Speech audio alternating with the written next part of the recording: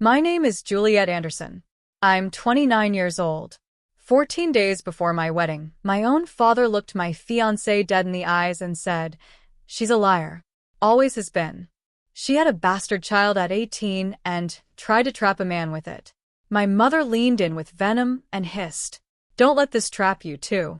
She abandoned her own daughter, like trash. She's rotten to the core." I sat there at the table, silent, while the two people who were supposed to love me tore my soul apart in front of the man I loved. I didn't defend myself. I didn't cry. I didn't run. Because what my parents didn't know was that my fiancé had already found her. He had spent the last 6 months quietly undoing everything they destroyed. And they had no idea she was walking into our rehearsal dinner. That night, everything they tried to bury came back to life. And everything they thought they controlled completely shattered. Before I go any further, if this story is already hitting you in the chest, please take a second to like and subscribe and drop your location plus local time in the comments below. I love knowing where in the world you're listening from right now. I'm Juliet. This is the story of how my own parents tried to destroy my life and how the daughter they forced me to give away came back to save it. Now, let's go back 3 years earlier to a hospital corridor when I saw him again for the first time in 8 years. December 20th, 2024. Ben proposed on the rooftop of his Cambridge apartment. It was freezing. The Charles River looked like glass under the city lights. He'd set up candles in mason jars because he knew I'd think it was cheesy and love it anyway. When he got down on one knee, he said, "I lost 8 years with you. I don't want to lose 8 more days." I said, "Yes." Before he finished the sentence, the ring was a vintage sapphire, his grandmother's. She died when he was 12. He told me once that she was the only person in his family who understood him. "Family heirloom for the family we're building," he said. I should have known my parents would find a way to poison it. We set the wedding for March 29th, 2026. Old South Church for the ceremony. The Fairmont CP play for the reception. Classic Boston wedding. I sent out 128 invitations. My mother called the day after I mailed them. "White roses are so common, Juliet. What will the church ladies think?" I'd picked white roses because they were simple. Because they didn't scream for attention. Because I wanted the day to be about Ben and me, not about impressing Patricia Anderson's church friends. But I didn't say that. I just said, "I like white roses, Mom." She sighed like I'd personally disappointed her. "Well, it's your wedding." That phrase, "it's your wedding." She made it sound like a threat. Ben's family was different. His parents drove down from Vermont the week after we got engaged. His mother cried and hugged me for a full minute. His father shook Ben's hand and said, "You picked a good one, son." His sister Carolyn pulled me aside in the kitchen and said, "I'm so glad he found you again. He was lost without you." I didn't know what to say to that because I'd been lost too. I handled most of the wedding planning alone. My mother offered to help, then criticized every choice. The venue was too modern. The menu was too simple. The invitations were too plain. I kept a seating chart on my desk. I must have revised it 20 times. Every version, I moved my parents' table farther from the head table. Final version, table 8, near the exit. I told myself it was just wedding stress. Normal mother otter tension. I was wrong. Early March, my best friend Claire cornered me in the hospital break room. Claire's a nurse, too. Pediatrics. She's known me since nursing school. She knows everything. She sat down her coffee and said, "Your mom's been asking weird questions about you." "What kind of questions?" "How long have you and Ben been together? Have you dated much since nursing school? Does Ben know your history?" My stomach dropped. She said that the history part not in those words, but she was fishing jewels hard. I stared at my lukewarm tea. She doesn't know about Lily. She can't. Claire's expression said otherwise. Maybe you should tell her before she finds out another way. There's nothing to find. Closed adoption means closed. No one knows where Lily is. Not even me. I believed that when I said it. 2 days later, my phone rang. It was my mother. "We need to talk about the wedding," she said. Her voice had that sugar-coated edge. "And about Benjamin. What about him?" "We barely know him, sweetheart. Why don't you both come to dinner?" Saturday, 6 o'clock. I'm making pot roast. It wasn't a request. It was a command wrapped in pleasantries. I almost said no, but refusing would have caused a scene, a guilt trip. Weeks of passive-aggressive comments, so I said yes. Ben was grocery shopping when she called. When he got back, I told him about the dinner invitation. His face didn't change. He just put his hand on my shoulder and said, "We'll go together." I hung up with a feeling I couldn't name. It felt like walking toward a trap I could see, but couldn't avoid. Ben said we'd face it together. He had no idea what my parents were planning, but honestly, neither did they. A word about Grace Community Church. It's not what you'd expect when you hear New England church family drama. Grace isn't fire and brimstone evangelical. It's Episcopal progressive liturgy. Rainbow flags out front. Refugee sponsorship programs. The kind of place that believes in compassion over judgment, questions over certainty. My parents are relics. Old guard members who've been there 40 years back when the church was more conservative. They stayed because of inertia, not because they agreed with the current direction. Most of the congregation now is young families, social workers, teachers, people who choose grace over shame. That distinction would matter later. Because when my parents tried to weaponize church opinion against me, they'd forget. This wasn't their church anymore. To understand what happened at that dinner, you need to understand what they were trying to protect. What they'd been hiding for 8 years. Fall 2013. I was 16, a junior at St. Catherine's. Ben was 18, a senior. We met in the library. He was sketching building designs for his architecture portfolio. I was supposed to be studying for calculus. I asked what he was drawing. He showed me a house with wraparound porch, big windows, trees. Future project, he said. College assignment? No. Someday project when I have a family. He gave me that sketch on my 17th birthday. I still have it. It's in a box in my closet folded along the same creases from when I used to carry it everywhere. We dated for 2 years. He went to MIT for architecture. I was planning on pre-med at Boston College. My mother tolerated the relationship barely. He's too old for you, Juliet. 2 years isn't that much. But to her, it was proof I was making bad decisions. We were careful. We thought we were. December 2016, I was 18. Freshman year at BC. I missed my period. I took the test alone in my dorm bathroom. 2 lines. Positive. I stared at it for 20 minutes. I should have told Ben first, but I was scared. And stupid, and I thought my mother would help me figure it out. So I drove home that weekend and told her. I was crying. I said, "Mom, I'm pregnant. I don't know what to do." She didn't hug me. Didn't ask if I was okay. Just said very quietly, "You're going to fix this." Quietly. I knew what she meant. I'm not getting an abortion. Her face went cold. Then we'll handle it another way. That's when everything changed. That's when they took control. January 2017, my parents found out I was 2 months along. They pulled me out of Boston College, told the school I was taking medical leave for health issues. I spent the next 8 months locked in their house in Wellesley. Technically homeschooled, actually just sitting in my childhood bedroom, feeling her move inside me, trying to imagine a way out that didn't exist. They cut off all contact with Ben. Used my email to send him a breakup message. "I think we should break up. This isn't working." He called. My mother answered my phone. Told him I didn't want to talk to him, that I needed space. He tried for 2 weeks, then he stopped. I wanted to run every single day. I planned it, but I was 18, pregnant with no money, and nowhere to go. My father made it clear. If you contact him, we cut you off. No college, no car, no phone. You'll have nothing. So, I stayed, and I let them plan my daughter's disappearance. August 13th, 2017, 3:42 in the morning. Newton Wellesley Hospital. Labor took 16 hours. My mother and father were there. So was the adoption social worker, a woman in a gray suit with a clipboard and a sympathetic smile that didn't reach her eyes. I gave birth to a baby girl, 6 pounds 8 dark hair, perfect. Asked to hold her. My mother said, "It's better if you don't." Clean break. The social worker nodded. "It's easier this way." But there was a nurse, young, maybe 25.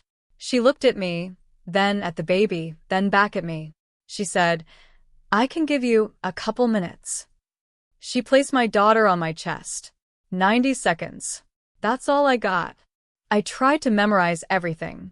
The weight of her, the warmth. She had a tiny birthmark on her left shoulder, shaped like a crescent moon. I whispered, "I'm so sorry." Then my mother said, "That's enough." The nurse took her away. I was sobbing. Couldn't stop, couldn't breathe. I asked, "What's her name? Please just tell me her name." The social worker said, "The adoptive family will name her."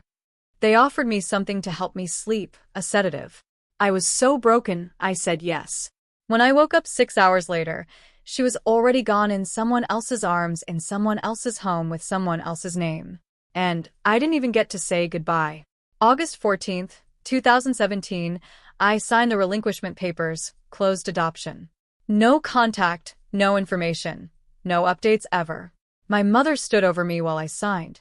"You'll thank us when you're older," she said. I went home, locked myself in my room for 3 weeks. Depression hit like a freight train. I couldn't eat, couldn't sleep, couldn't think about anything except those 90 seconds. My parents acted like it never happened. My mother converted the nursery we'd set up into a guest room within a week. "No point dwelling," she said. I started therapy in October 2017. My therapist was kind, patient. She told me, "You experienced a traumatic loss. Grief doesn't have a timeline." I said, "But I chose this, didn't I?" She looked at me for a long time. Then she said, "Did you?"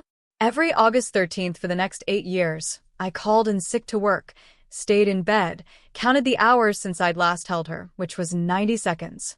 My parents never asked why I was sick on August 13th every year. They knew. And on year 8, the day I thought would destroy me like all the others, Ben walked back into my life. I switched to nursing school in 2018, Simmons University. I couldn't save my daughter. Maybe I could save someone else's. Graduated in May 2021, started at Children's Hospital Boston a month later. Pediatric unit. Every baby I held was a reminder. My therapist said that was either self-punishment or an attempt at healing, maybe both. I kept minimal contact with my parents, holidays only, surface-level conversation. We never talked about what happened, but I thought about her every day. I built a life that looked normal from the outside. Job, apartment in Cambridge, friends, therapy. I even dated a few times. Nothing serious.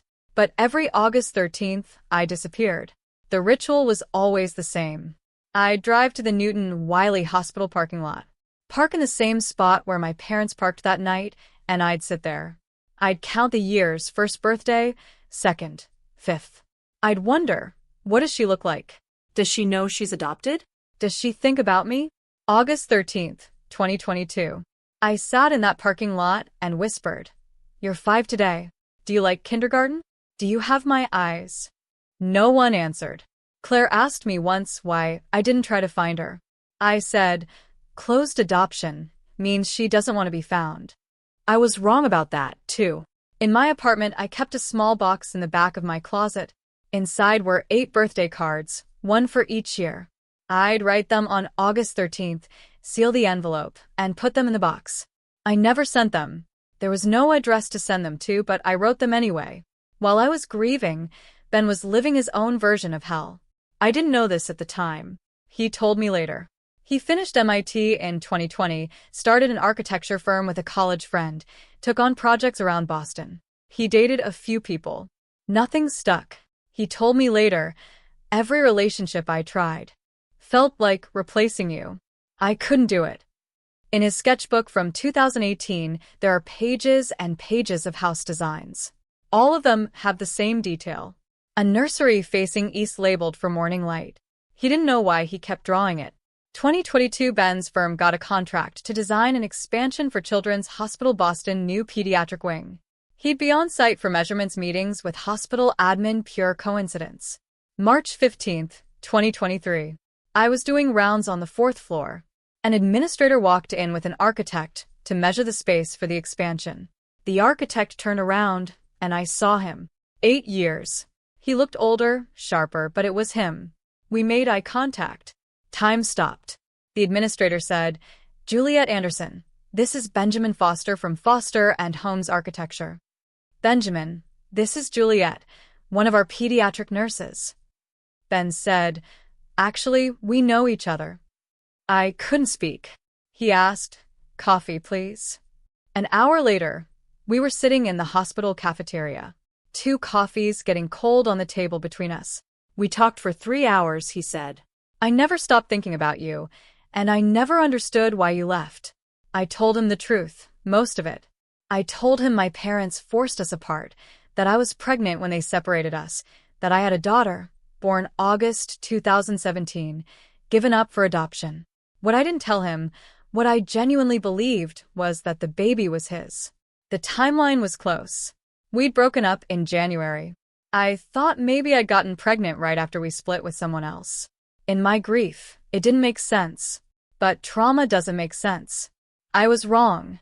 But I wouldn't know that for 2 more years. April through December 2023. We started dating again. Slow, careful. Both of us wounded in different ways. He asked about my daughter often. "Do you know where she is?" "Closed adoption." "I have no information. Would you want to find her?" "Every single day, but I don't have the right." We fell in love again, deeper this time, because we knew what losing each other felt like. In November 2023, Ben started coming to therapy with me. Couples counseling. The therapist specialized in adoption trauma. Ben listened, asked questions, took notes. I thought he was just trying to understand me. I didn't realize he was building a plan. December 20th, 2024, the proposal, the rooftop, the sapphire ring. That night, after I said yes, I told him something I should have said earlier. There's something else I said about the pregnancy, the timing. He waited. I got pregnant right around when we broke up, December 2016. And I've always assumed it was someone after you. A rebound. I was so messed up. I don't even remember clearly. I should have told you before you proposed. Ben went quiet for a long time. Then he asked, "Is there any chance it could be mine?" I thought about it. I don't know. Maybe. The timeline overlaps. His face changed. Not anger. Determination. "If she's mine," he said, "if our daughter is out there, I need to know, but we can't. Closed adoption means there are ways." I told him to let it go, that we'd never find her, that it was better not to hope. 3 weeks later, he ordered a 23andMe kit. January 2025. Ben did the DNA test. He told me it was for ancestry. I want to know if I'm actually Scottish like my dad claims. I didn't think much of it. Results came back in February. Standard European heritage breakdown. Norwegian, Irish, some German, no close family matches. Ben stared at the screen for a long time. Then he said, "Nothing." I said, "I told you she's probably not even in the system," he nodded. But I could see the disappointment. What I didn't know was that DNA databases update constantly. When new people join, they're matched against everyone already in the system. And 6 months later, everything changed. August 2025, a couple in Brooklyn, Jennifer and Michael Walsh, were having a conversation about their 8-year-old daughter. Jennifer is a pediatrician. Michael's a high school history teacher. They'd adopted their daughter as a newborn. Always been open with her about it. At her last checkup, the doctor asked about family cardiac history. Jennifer said, "Unknown. She's adopted." The doctor nodded. "You might consider a genetic test just for medical records." That evening, Jennifer mentioned it to Michael. Dr. Chin asked about cardiac history. "Again, I hate saying unknown," Michael said. "What about one of those DNA tests?" 23andMe. Worst case, we learn her ancestry. Best case, we get some medical data. They ordered the kit in late August. Lily, that's her name, thought it was fun. She spit in the tube, mailed it off, forgot about it. September 3rd, 2025. The results came back. The system immediately flagged a match. Close family match. Benjamin Foster relationship. Possible father. Jennifer and Michael stared at the screen. The name meant nothing to them, but the age, 31, and location, Massachusetts, matched the timeline. They realized this might be Lily's biological father. At the exact same time on the other side of Boston, Ben's phone buzzed. New email from 23andMe. You have a new close family match. He opened the app. Match level. Close family. Possible daughter. Name Lily W. Parent managed account. Age 8. Location Massachusetts. Ben told me later. I stare at that notification for an hour. Lily, born August 2017, Massachusetts. It had to be her. It had to be our daughter. But he didn't tell me immediately. He needed to be absolutely sure because raising my hope and being wrong would destroy me. So he did what Ben does. He made a plan. September 4th, 2025. Ben hired a private investigator. The PI was a former Boston police detective who specialized in adoption reunions. Discreet, professional, knew how to use public records without crossing legal lines. Ben gave him the information from 23andMe.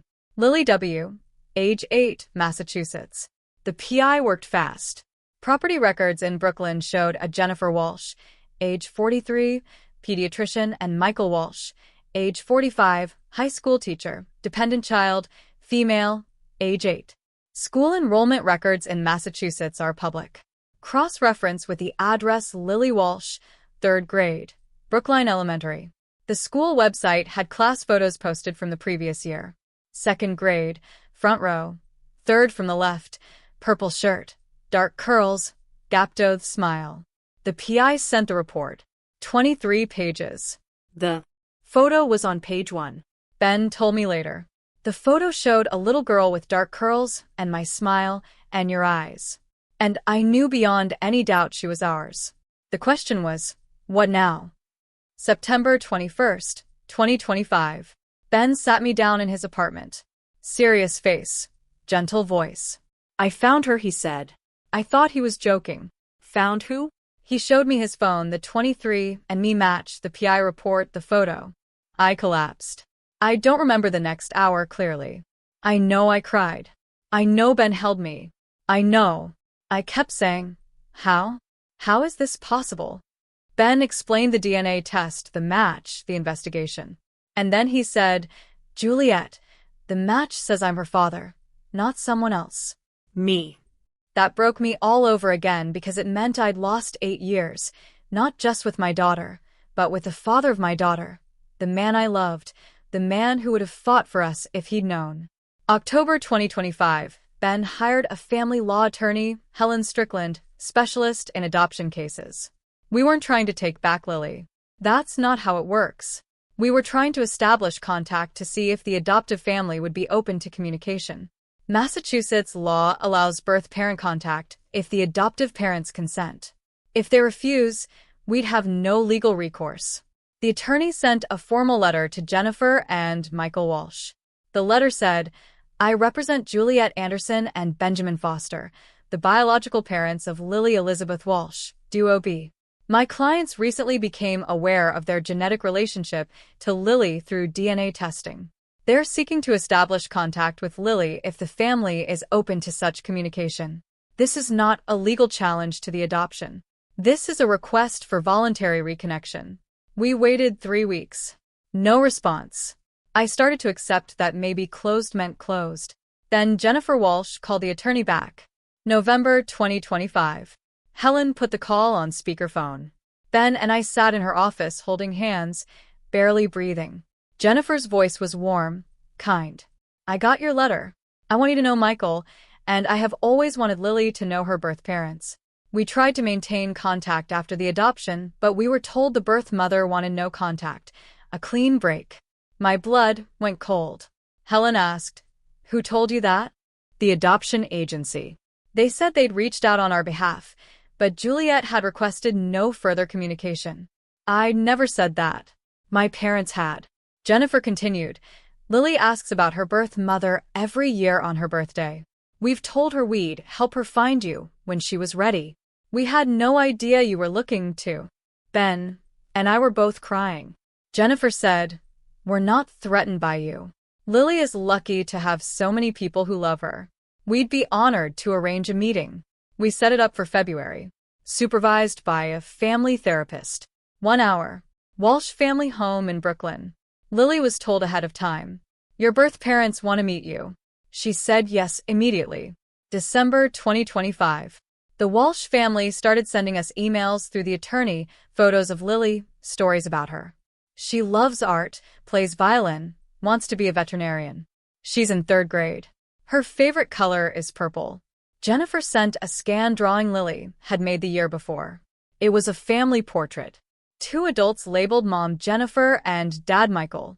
A little girl in the middle labeled me, and in the background 2 shadowy figures labeled with question marks. Jennifer wrote, "Lily drew this last year. She imagined you with long brown hair and kind eyes. She was remarkably close." I stared at that drawing for an hour. She'd been thinking about me all those years. I thought I had no right to grieve. She'd been grieving, too. And she was 8 years old. We circled February 14th on the calendar, Valentine's Day. Symbolic. I asked Ben, "What if she hates me? What if she blames me for giving her up?" He said, "Then we'll show her it wasn't your choice. We'll show her everything." I didn't know he meant that literally. February 14th, 2026, 2 o'clock in the afternoon. The Walsh house is a Victorian in Brooklyn, painted blue, flower boxes in the windows. Lily's artwork taped to the refrigerator. Jennifer and Michael greeted us at the door. They looked exactly like their photos. Kind faces, warm handshakes. The family therapist was already there, a woman named Dr. Reeves. She explained the ground rules. Let Lily set the pace. If she wants to hug, great. If not, that's okay, too. This is her story as much as yours. Then Lily walked in. She was small, 8 years old, dark curls, wearing a purple dress. She looked at me. I looked at her. I couldn't breathe. She said, "Are you Juliet?" "Not Mom, just Juliet." I nodded. My voice was stuck somewhere in my chest. She said, "I've been waiting to meet you." She was holding a photo album, construction paper, glitter, stick-on letters that said, "Lai's Life." "I made this." She said, "It's pictures of me growing up." So you can see what you missed. Every page was a punch to the chest. Lily at 6 months, first birthday, first day of kindergarten, violin recital, art show. She narrated each photo. Matter of fact, not trying to hurt me, just showing me her life. When she finished, she looked at me and asked, "Did you want to keep me?" The question broke me. "Yes," I said. "I wanted to keep you more than anything, but I was 18 and my parents, your biological grandparents, said I couldn't. They said you'd have a better life with another family. So, I listened, and I've regretted it every single day since." She processed this. Then she asked, "Then why didn't you come find me?" Ben spoke up. "Because we didn't know how until now." Lily looked at both of us. "So, you're like, my original parents?" I said, "Yes." She said, "Cool. Can I show you my room?" Her bedroom was painted sky blue, stars on the ceiling, violin in the corner, art covered in drawings. One drawing caught my eye, the family portrait with the shadow figures. Lily saw me looking at it. "I drew that last year. I didn't know what you looked like, so I just made shadows. But now I can finish it." She pulled out markers, started adding features to the shadow figures. She drew me with long brown hair, a smile. She drew Ben tall with glasses even though he doesn't wear them. She labeled us Juliet and Ben. Not Mom and Dad, just our names. And that was okay, because we hadn't earned those titles yet. After Lily went to practice violin in the next room, Jennifer and Michael sat down with us. Jennifer said, "We're not threatened by you. Lily is lucky to have 4 parents who love her." Michael said, "We've always believed adoption doesn't mean someone didn't want you. It means more people love you." We agreed to a plan. Weekly visits, gradual integration, build the relationship slowly. Before we left, Lily made us pinky promise to come back next week. Driving home, I felt lighter than I had in 8 years. We'd found her. She was healthy, happy, loved. We were building something. And then I remembered my parents still had no idea. And our wedding was 6 weeks away. We visited Lily 3 times before everything fell apart. February 21st, February 28th, March 7th. Each visit she opened up a little more, showed us school projects, played violin for us, asked questions about family medical history. "Do I get my curly hair from you?" she asked me. "Yes," I said. "And your dad's smile." By the third visit, she hugged me goodbye. Quick, almost shy, but real. I cried in the car after. On March 7th, Lily asked. Jennifer said, "You're getting married soon. Can I come?" Ben had the wedding invitation in his jacket pocket. He'd been planning to ask the Walsh family to bring her. That night, we discussed whether to tell my parents. "Do we tell them before the wedding?" I asked. "Or do we just let them find out?" Ben said we should protect Lily from their reaction. "Maybe we wait until after." I agreed. That was a mistake. February 28th, 2026, Friday afternoon around 3 o'clock. My mother was driving through Brooklyn to visit a friend. She stopped at a red light and she saw him, Ben, walking with a little girl holding her hand. My mother's heart stopped. The girl looked exactly like me at age 8. Dark curls, same walk. Patricia followed them, watched Ben drop the girl off at a house on Stamen Street. She wrote down the address, spent the next 24 hours doing research, property records, social media, adoption registries. By Saturday morning, she knew everything. March 1st, 2026, 9 in the morning. My apartment. Ben was out grocery shopping. Someone knocked on my door. Loud, insistent. I opened it. My parents, they pushed past me into the apartment. My mother said, "We need to talk about the child." "What child?" "Don't lie to us, Juliet. We saw Benjamin with her." My father said, "You found her." "After we explicitly told you the adoption was final," I said, "you told me a lot of things that weren't true." My mother's face went red. "We gave you a chance to move on with your life. And this is how you repay us, by dragging up the past right before your wedding." I was gripping my coffee mug so hard it cracked. I didn't notice until later. I said, "Get out."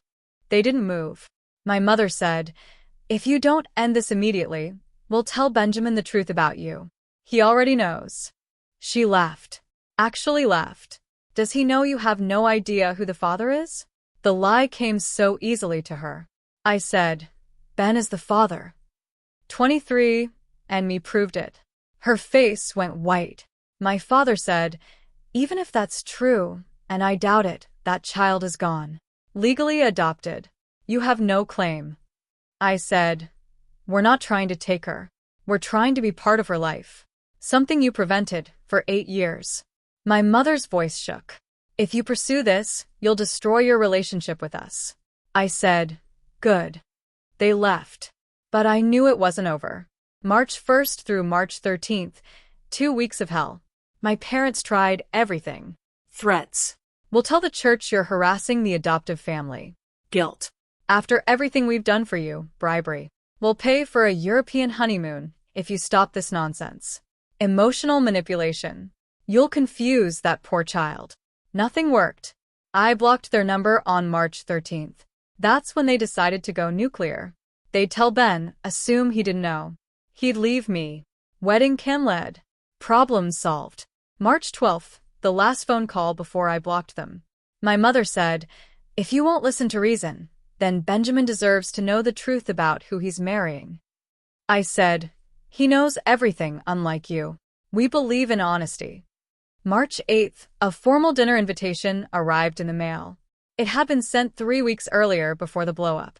Patricia and George had planned this intervention dinner before they even knew about the Lily reunion.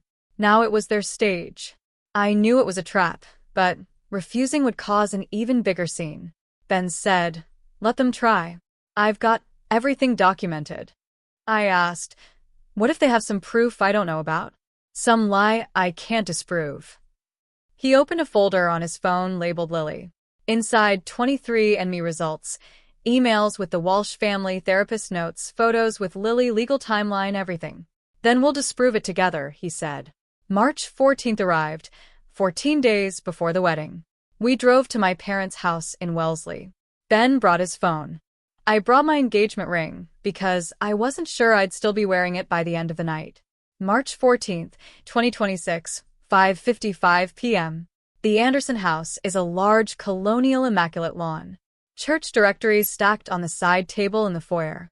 My mother greeted us at the door. "Too sweet." All smiles. Benjamin, you look so handsome. Juliet, so lucky. The translation was clear. You could do better. The dining room was set formally. Good china. Pot roast in the center of the table exactly as promised. There were 4 place settings. I asked who else is coming. My mother said just family.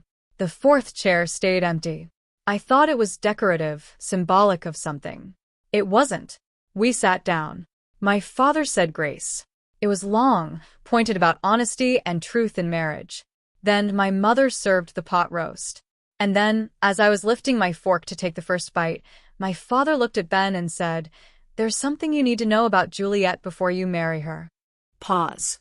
Juliet had a baby 8 years ago. She gave it up for adoption and never told you.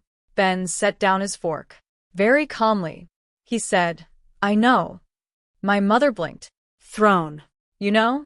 Yes, Juliet told me over a year ago. My father recovered quickly. His voice got louder, sharper. Did she tell you she has no idea who the father is? That she was running around with multiple men after you broke up and the pregnancy could have been anyone's? I started to stand. That's not my mother cut me off. Sharp, cold. Sit down, Juliet. The adults are talking. I sat. I stayed silent. My hands were clenched under the table. Ben's hand covered mine. My father continued. She tried to trap some other man with that bastard baby. When he refused to marry her, she gave it away like garbage. Ben set down his fork. He looked my father in the eye and said very calmly, "Actually, I know exactly who the father is." Pause. "And your daughter isn't a liar. You are." The room went silent. My father said, "What are you talking about?" Ben said, "I'm the father, 23, and me confirmed it 6 months ago." My mother's face went white. My father said, "That's impossible." "The timeline," Ben interrupted. August 2017. Juliet and I were together in December 2016. You separated us in January 2017 when she was 2 months pregnant. You forced a closed adoption to hide your shame. Should I continue? My mother's voice shook. "You have no right to know right to what?" Ben said. "Know my own daughter?" Interesting perspective for grandparents. My father stood up. "Even if you are the father, which I doubt, that child is gone legally adopted. You have no claim." Ben said, "Actually, we've been in contact with her for 6 weeks." My mother's voice came out strangled. "You've what?" Ben picked up his phone, set it on the table, screen facing up. "Her name is Lily," he said. "Lee Elizabeth Walsh. She lives in Brooklyn with Jennifer and Michael Walsh. Wonderful people who actually love her, and she knows we're her biological parents." He opened a photo, showed it to them. The photo was from March 7th, Lily, me, and Ben, all smiling. Lily holding a sign that said, "See you at the rehearsal dinner." My mother leaned in. Her voice stripped venom. "Don't let this trap you, too. She abandoned her own daughter, like trash. She's rotten to the core." Ben's voice stayed calm, cold. "She didn't abandon anyone. You stole her daughter, and you're about to lose your own." My mother stood up, shaking with rage. "If you continue this circus, we will not attend your wedding. We will tell everyone at church what kind of woman she really is. We will make sure everyone knows what you've done." Ben stood too. He pulled up a folder on his phone. "Let me show you what we have," he said. 23, and me results proving paternity. Emails with the Walsh family, who, by the way, tried to contact Juliet for years, but you blocked them. Therapist notes from Juliet's trauma treatment. Hospital records showing she tried to refuse the adoption. Legal timeline showing you rushed the process, and testimony from Jennifer Walsh about letters you intercepted. My father's voice was tight. "You've been building a case against us." "No," Ben said. "We've been protecting Lily from you. There's a difference." My mother said, "If that child shows up at your wedding, we will stand up and object during the ceremony." I stood up. The engagement ring was still on my finger. I looked at my mother and said, "Then you won't be invited to the ceremony." She said, "You can't uninvite your own parents." I said, "Watch me." My mother tried one last card. "Fine, have your reunion, but I'm calling the Walsh family tonight. I'll tell them you're unstable, that you're harassing them." Ben interrupted. Go ahead. They already know our story, the real one, including your role in forcing the adoption. We have documentation, and they have lawyers. My mother's voice cracked. You've been planning this. You've been, Ben said. We've been protecting our daughter. Something you should have done. I said, after tonight, you're not invited to the wedding, the rehearsal dinner, or anything else. You lost the right to be my parents when you stole my daughter. We left, drove in silence for 10 minutes. Then I said, they're not going to let this go quietly. Ben said, I know. That's why I invited them to the rehearsal dinner. I stared at him. You what? He explained. He'd sent the formal rehearsal dinner invitation 3 weeks ago, before this whole thing blew up.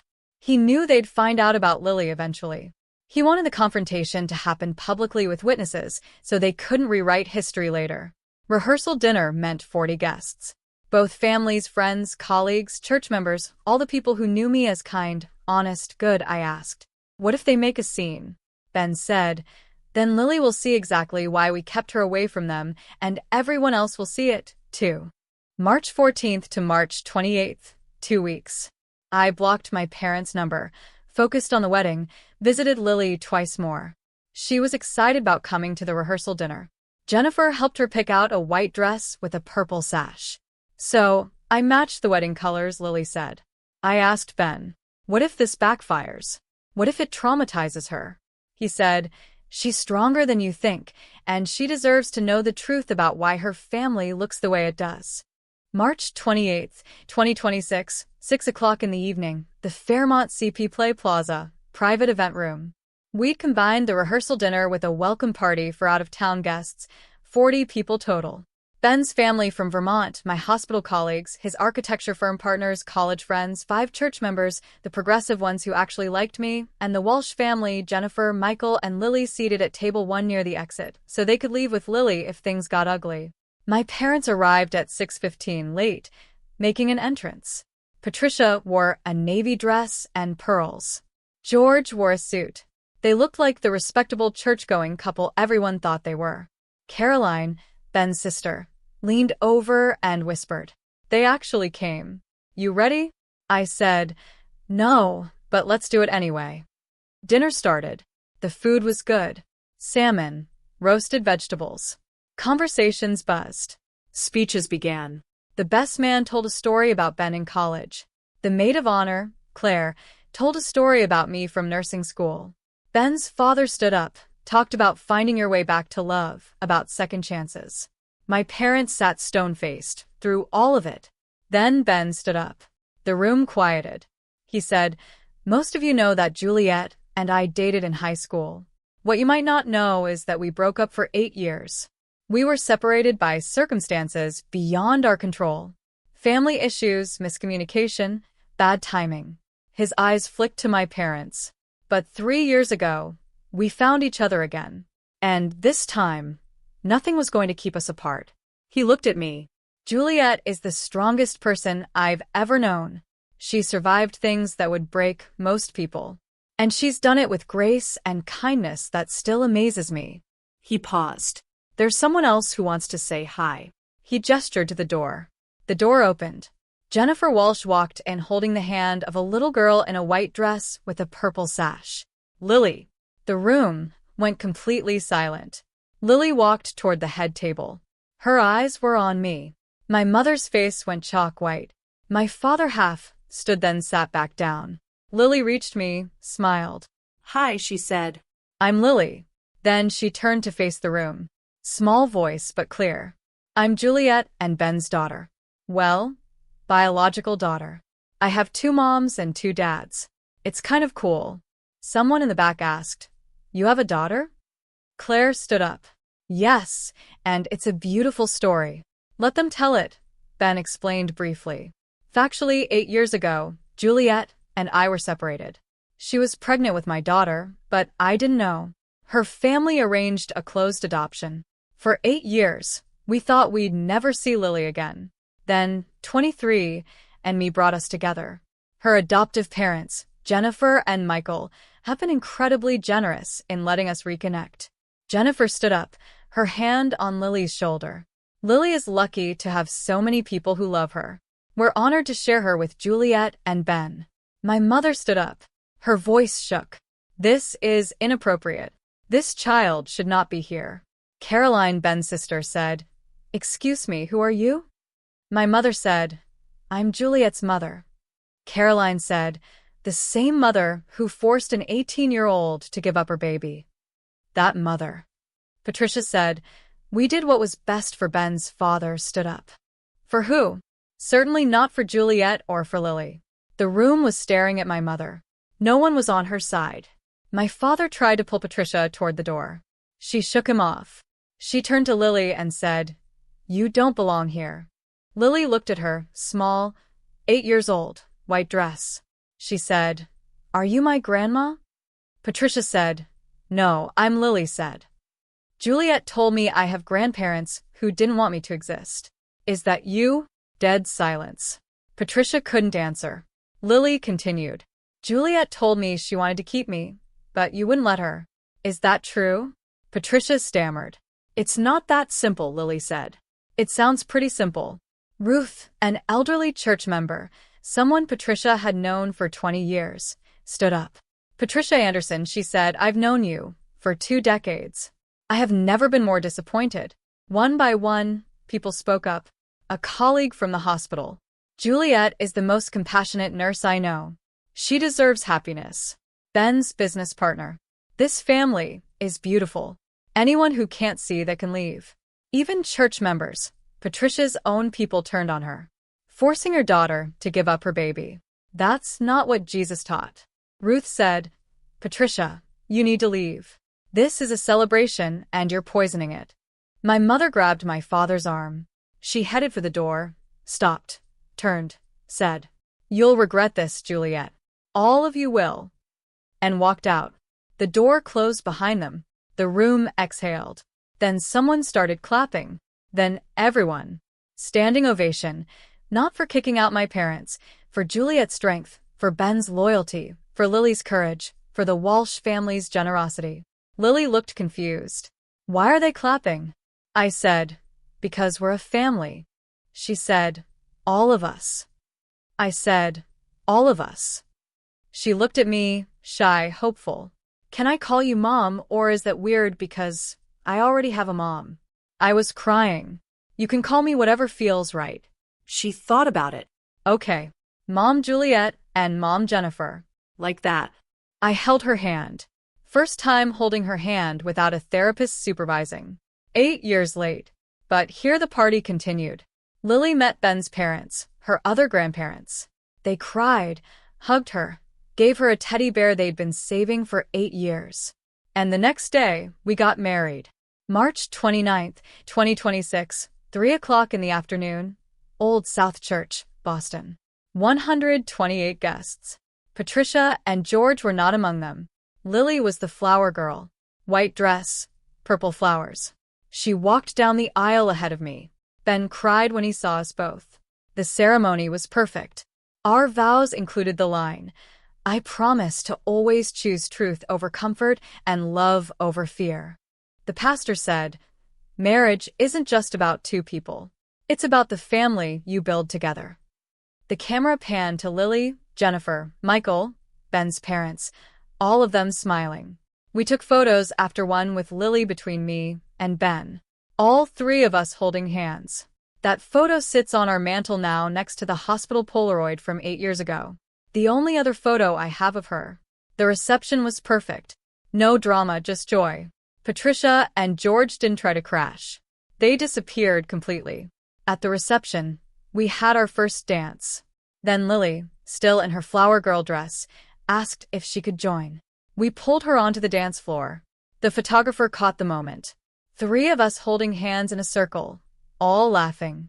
Jennifer and Michael watched from the side, smiling, not threatened, just happy. Ben's parents were crying happy tears. 1 week after the wedding, I sent a certified letter to my parents. It was brief, clear. "I will not be in contact with you. You are not welcome in my life, my marriage, or my daughter's life. If you attempt contact, I will pursue legal options. You had 18 years to be my parents. You chose control over love. I'm choosing differently. I never got a response. I heard later through a church friend that they left Grace Community Church.